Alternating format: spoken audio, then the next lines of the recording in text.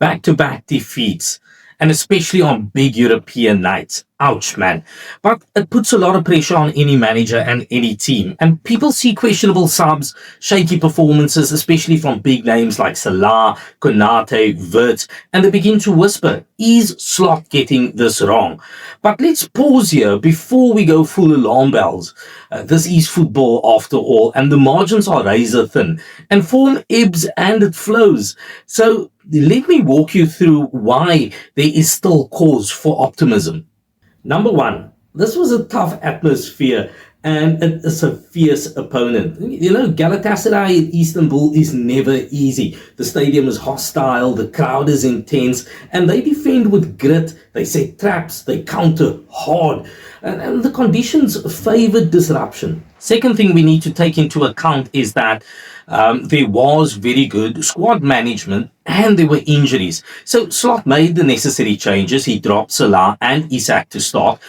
He brought them on in the second half in search of freshness. Then, of course, Alisson left injured, and that unsettles the spine of the team. Ekitike left injured as well. So in other words, some decisions or rotations may look questionable now, but they are influenced by a delicate balance of fitness, match load, and long-term planning. You know, all of that needs to be factored in. The third thing that we need to take into account is that there are fine margins and, of course, missed opportunities. And Liverpool pressed very well. I mean, even Cody Gakpo got a shot on target that was cleared off the line. If I think about that penalty that Liverpool got that was awarded to Ibrahima Konaté, it was later on overturned by VAR. And then, of course, it was a fine goal in the first half, and it came from a penalty that was awarded very early in that match, and it was converted by Osimhen. So the point here is that football isn't always about dominance. Often it's about being clinical and minimizing errors. But I think in this match, Liverpool erred in small but decisive ways, and that is painful to know and to witness. So yes, performances from players like Wirtz or Konaté have been patchy. Let's be honest there. But this is part of integrating new or evolving players under a new system. And yes, substitutions and squad selection will be scrutinized. But hindsight is always 2020. You know, the bigger test is how the manager responds and adapts and resets. Critics like Carragher are pointing to lack of team coherence.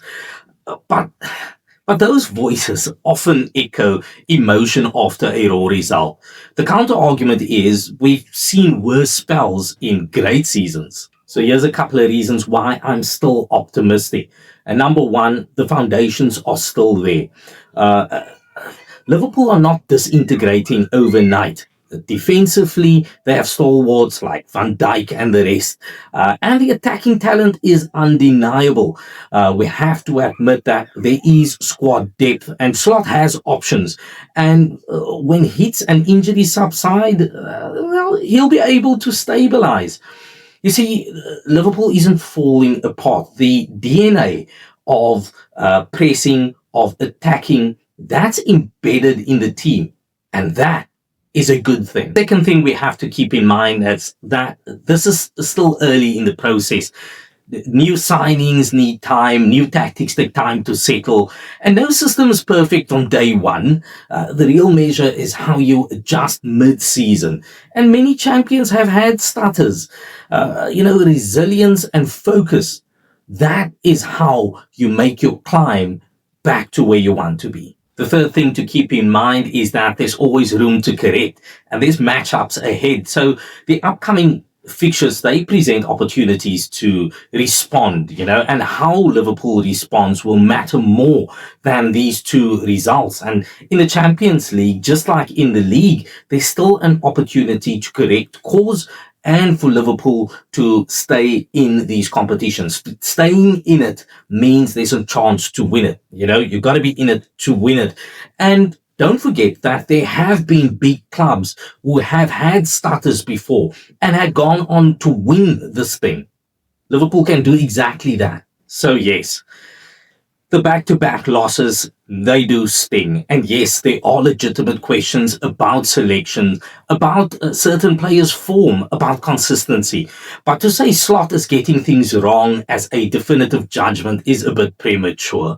The real test comes in how he and the squad rebounds. And I believe the potential is intact, the framework is still strong, and the next moves will matter far more than these two results.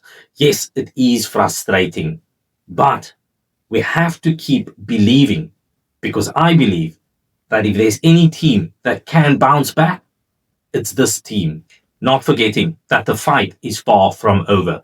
Well, if you like this breakdown, let me know what your thoughts are in the comments. Do you feel differently than I do about where Liverpool is, where Arne Slot's head is, and what's happening over there? How do you feel about the players? Let me know in the comments. Let's have a good conversation about this one. Smash a like on this video. Hit that subscribe button. Let's grow this community. And as always, up the Reds.